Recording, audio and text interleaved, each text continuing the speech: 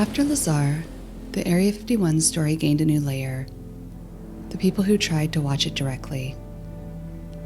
Some of them were UFO believers. Some were aviation enthusiasts. Some were photographers who wanted a long lens shot of anything airborne. And some were simply drawn to a place that appeared to enforce its boundary with unusual intensity. By the early 1990s, a small culture formed around legal observation points. People shared maps showing where public land ended and restricted land began. They shared tips about which ridgelines offered the best view, and advice about water, tires, and how quickly a desert road can change after rain. This is where Glenn Campbell enters the lore in a way that has nothing to do with alien bodies and everything to do with community infrastructure. Campbell moved into the Rachel orbit and started producing a guide for visitors. The guide treated the region as a field site. It explained routes and vantage points. It explained the unwritten rules the watchers followed. Do not cross the boundary. Do not drive off-road where it damages land. Do not provoke the security teams. And do not assume you are unseen. It also documented the culture's recurring details: the camo dudes, nicknamed for perimeter guards, the white trucks, the warning signs, and the sense that people could be observed from far away without seeing who is observing. The Black Mailbox became part of that infrastructure. It was a literal object on the roadside that turned into a symbolic one. People used it as a rally point. They left notes. They brought new people there as an initiation into the scene. They used it as a place to compare what they had seen. In the lore, the mailbox is sometimes described as a magical object. In practice, it functioned as a community bulletin board in a parking spot. But lore does not need magic. It needs a place where a person can say, "I was there too." The watchers recorded lights. Sometimes they looked like distant aircraft. Sometimes they looked like flares.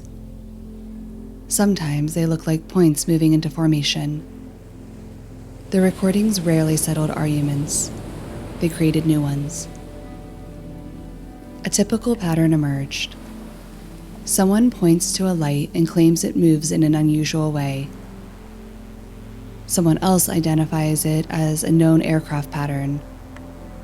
And then yet another person claims the identification is a cover story. The discussion moves from the light itself to the larger claim about secrecy.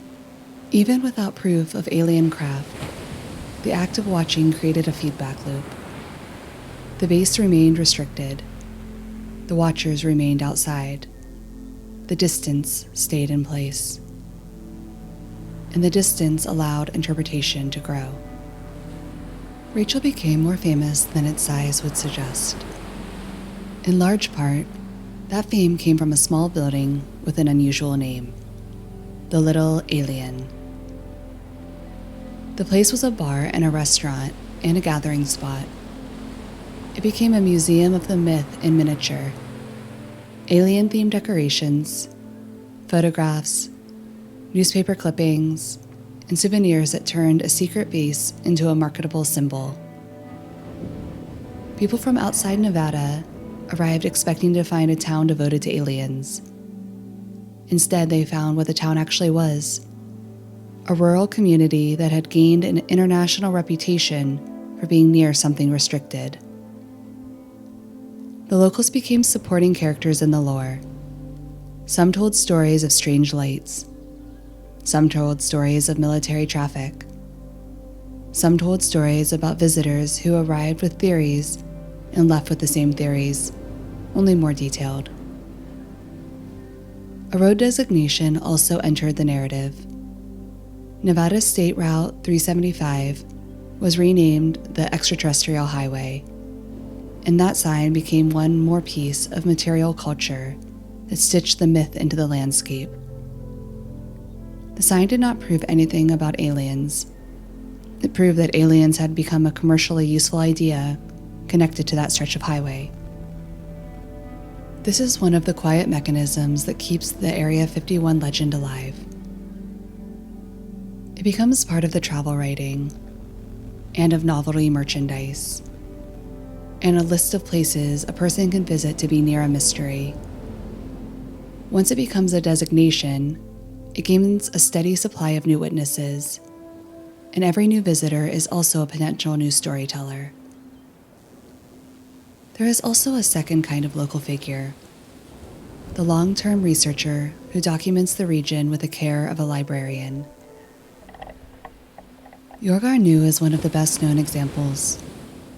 Through his website and years of observation, he became a reference point for people who wanted schedules, maps, aviation notes, and the kind of detail that does not require aliens to be interesting.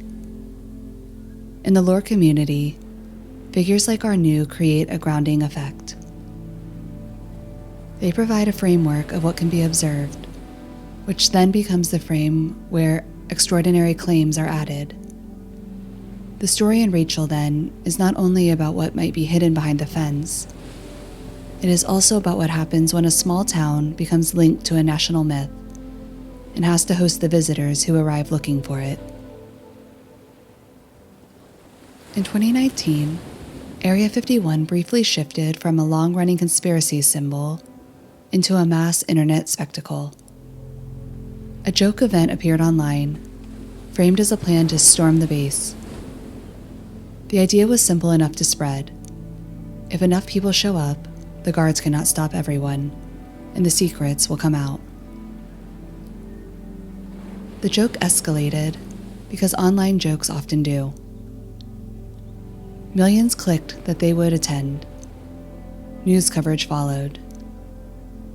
Local officials prepared for crowds. People organized festivals in the area, and businesses anticipated a temporary surge. When the date arrived, the result was smaller than the viral number suggested. Some people did show up. There were costumes, signs, and a festival atmosphere at some gatherings. There were also arrests near the gate, and a strong reminder that the boundary is enforced in the real world, not only in memes. In folklore terms, the event mattered even without a breach. It demonstrated something the Area 51 story has always relied on: participation. People do not only consume this myth, they act it out. They drive to the mailbox and hike to the ridge. They point at the sky and say a word that means, in this community, this might be it. They bring a friend to prove it happened. The meme became a new chapter because it added scale. It took a story that had long been handled by small groups and made it public performance. After the event, the base did not become less secret. If anything, the internet made the symbol stronger. Area 51 remained what it had been in lore, a place that can absorb any claim, because the claim does not need a response from the place itself. And as long as the place stays quiet, the people keep talking. If Lazar is the core witness for S4, the next major layer of Area 51 lore arrives through documentaries that present other supposed insiders. One of the most repeated is a 1996 documentary, often referenced by its title, Dreamland. The film includes an interview with an elderly mechanical engineer identified as Bill Uhouse. In Uhouse's account, he worked at Area 51 in earlier decades, long before the Lazar era. His claims overlap with Lazar's in one important way: reverse engineering. He described a flying disc simulator used for pilot training, and he said it was based on a recovered craft.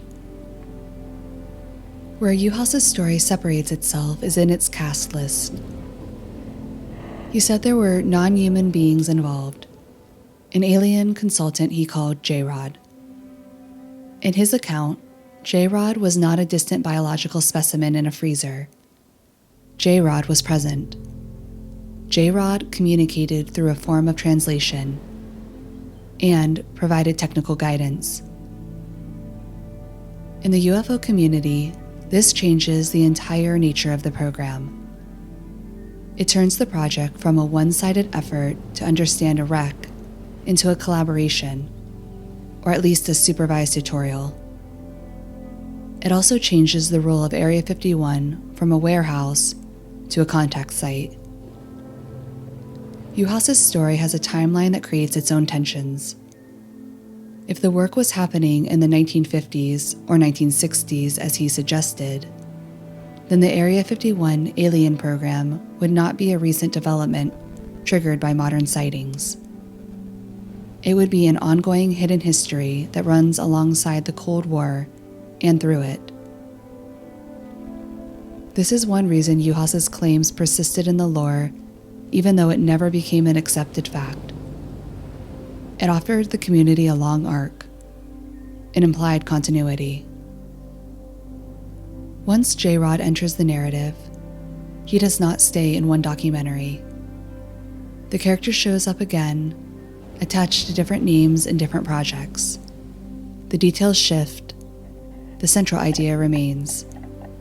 A gray-like being in the orbit of a Nevada test facility, acting as a technical advisor or a captive with access to knowledge. J-Rod is a character built out of repeated claims, not out of a single document. That makes J-Rod hard to verify and also hard to erase. Another layer of the Area 51 myth is not a witness with a resume, but a piece of alleged media.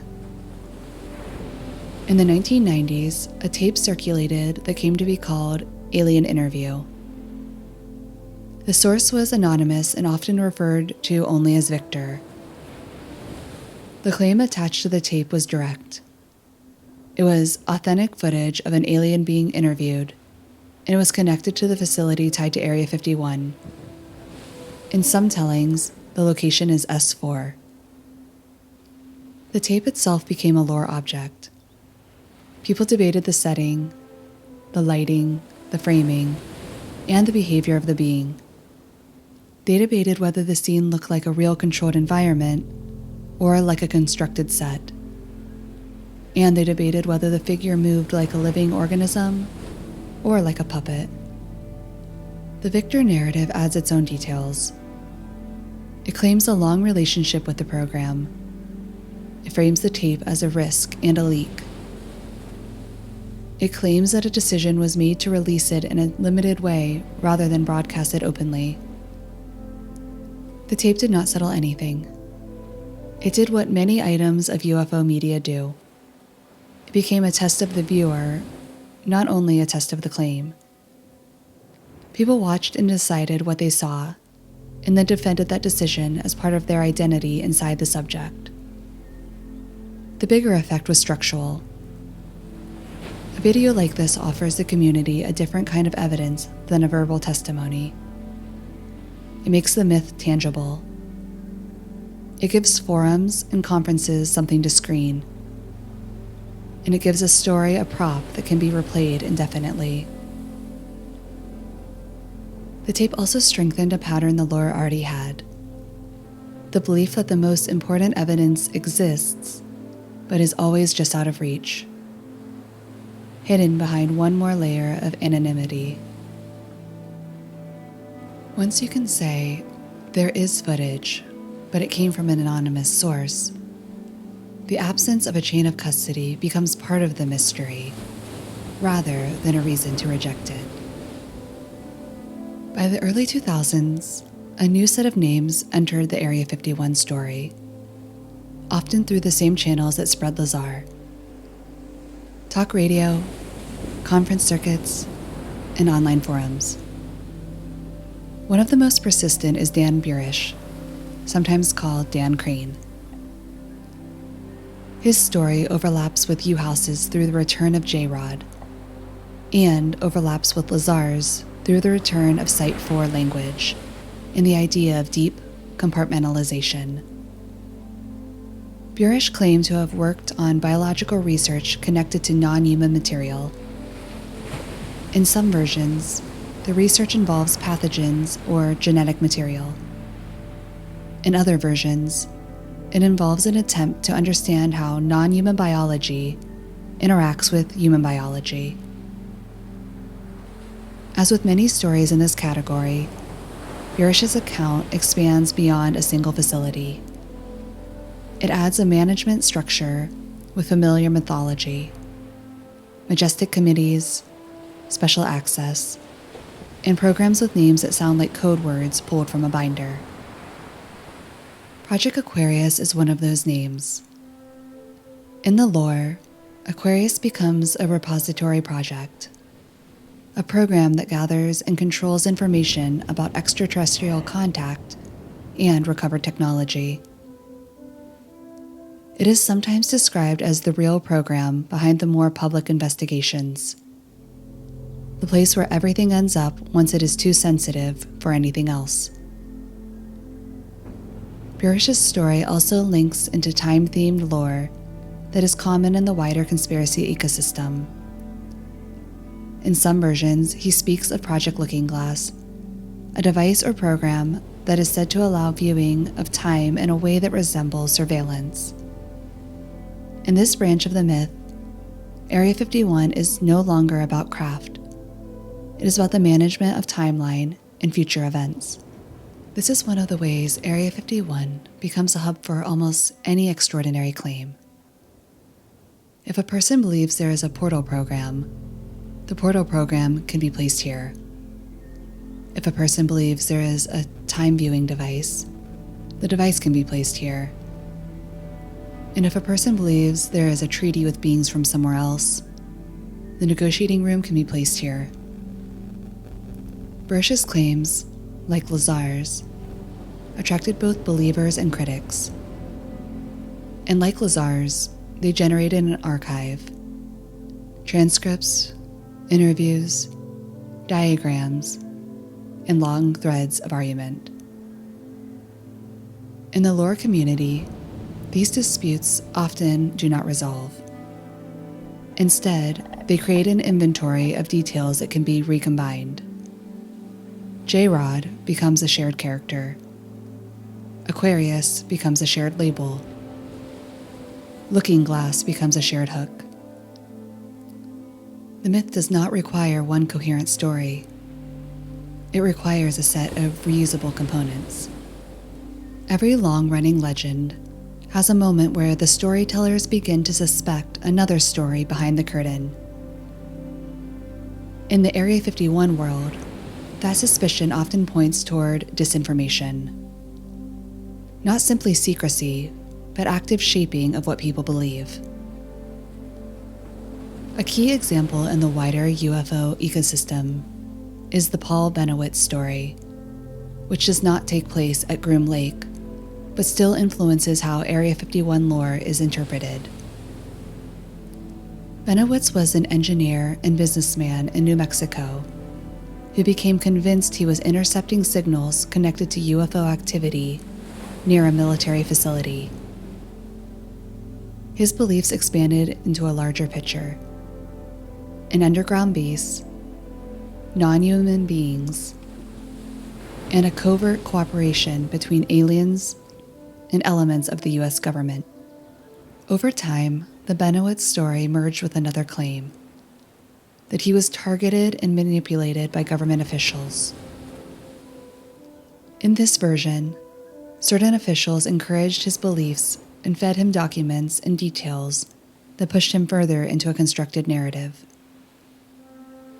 This disinformation theme appears again and again in UFO culture. It is sometimes called perception management. It is tied to the idea that the safest way to hide an advanced program is to let people believe in something even stranger. The name Richard Doty is frequently attached to this theme. Doty, a former Air Force officer of Special Investigations agent, appears in documentaries and interviews that discuss UFO disinformation. In those discussions, He is often presented as both a participant and a symbol, someone who admits that at least some UFO narratives were shaped, planted, or amplified for reasons that had little to do with extraterrestrials. Once this theme is accepted by a listener, the Area 51 story changes shape. The question becomes not only, is there something non-human at Groom Lake, but also, if there is not, who benefits from people believing there is? For some in the community, this is a way to dismiss the myth. For others, it becomes a way to protect the myth. If a claim is disproven, it can be reframed as an intentional decoy. If a witness is caught in contradictions, the contradictions can be framed as a result of interference. This is one of the reasons the Area 51 story absorbs new revelations without collapsing. When official sources acknowledge secrecy, believers treat it as confirmation of deeper secrecy. When official sources acknowledge disinformation, believers can treat it as confirmation that the real story remains hidden behind the false one. In recent years, a modern version of this theme has circulated widely.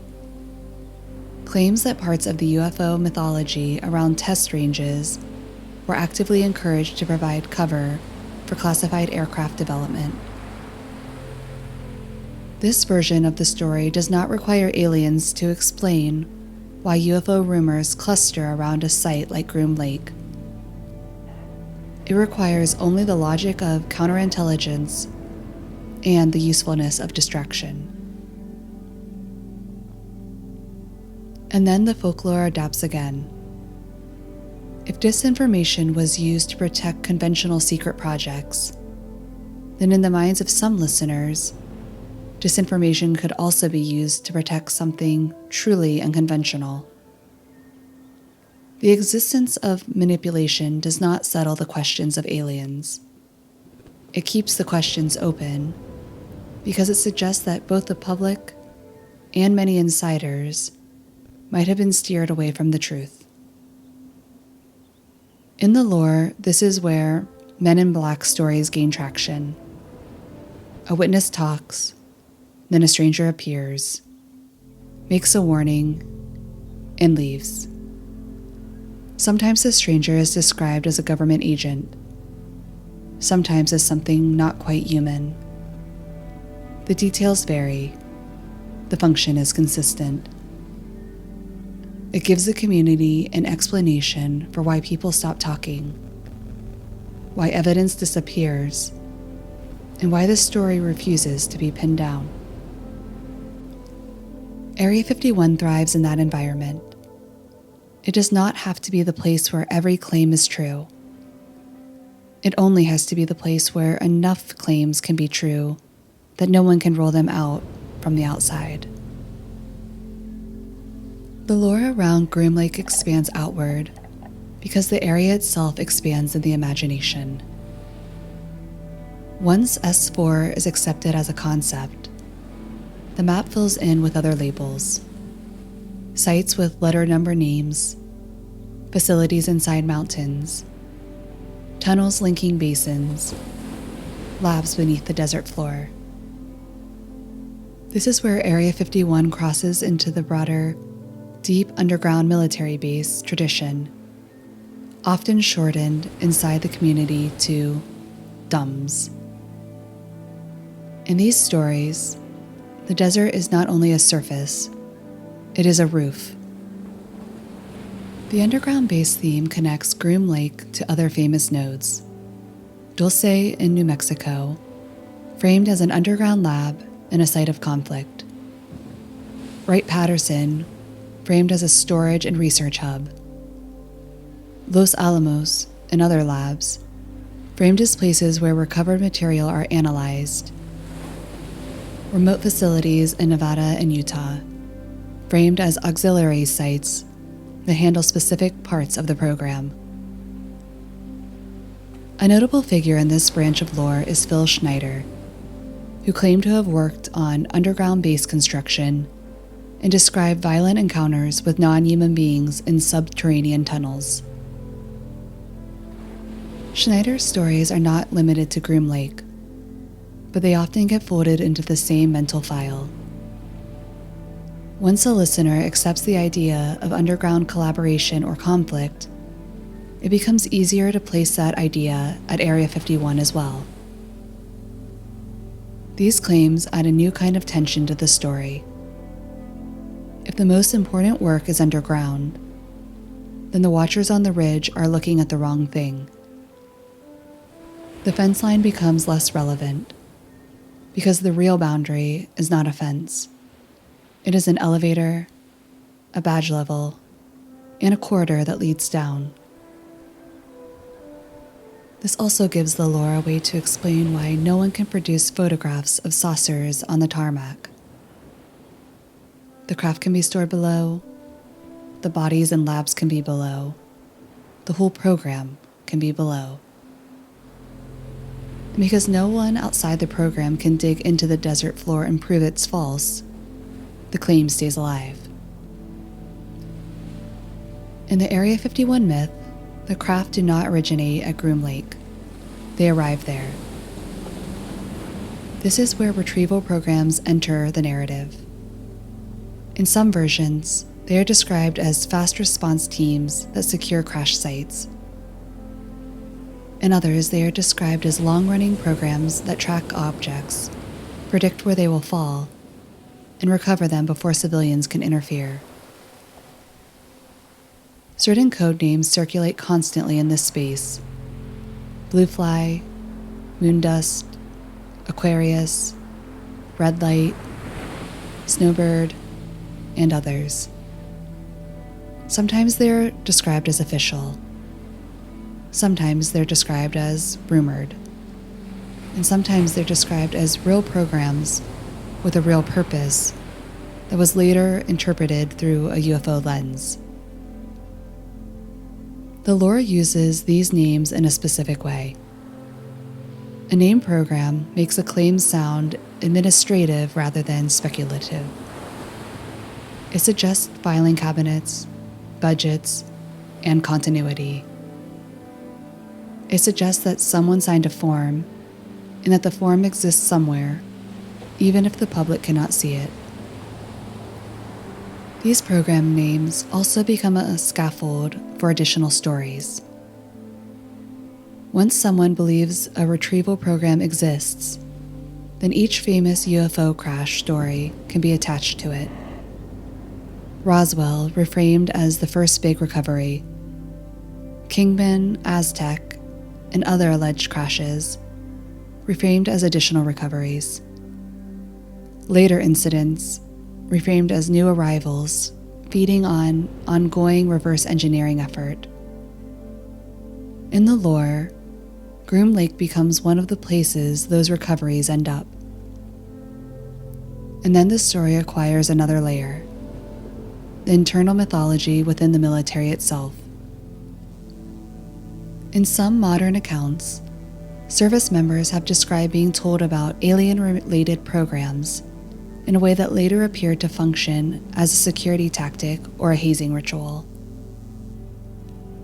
The name Yankee Blue has been used for an alleged fictional unit or briefing structure that introduced personnel to an alien investigation narrative that was not real, but was treated as real for the purpose of enforcing silence and confusion. Whether a listener accepts that story or not, it adds a new possibility. Not only that the public is misled, but that some insiders are misled too. That possibility does not close the Area 51 story. It opens more doors. If people can be inducted into a fake alien program, then the question becomes, how many stories are fake and how many are not? And because those questions cannot be answered from a public roadside, the code names keep circulating as artifacts of a hidden bureaucracy.